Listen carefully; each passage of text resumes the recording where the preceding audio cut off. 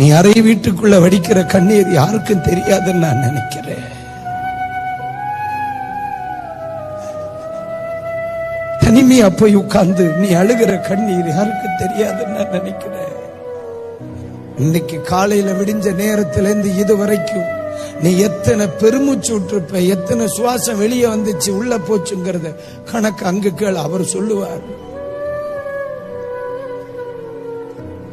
நீ நினைப்பதற்கு மேலா, நீ வேண்டுவதற்கு மேலா தருகிறவர். மக்களே, தெளிவா சொல்றேங்களே, இந்த உலகத்தில எல்லாரையும் விட நம்மள அதிகமா புரிஞ்சவர் ஏசப்பா மட்டும். கவலைப்படாதக்கா, நீ ஆண்டவருடைய சமூகத்தில் சொன்ன ஒவ்வொரு வார்த்தைக்கும் நீ நினைப்பதை விட, நீ வேண்டுவதை விட மேலா நினைச்சு கூட பார்க்காம தருவ.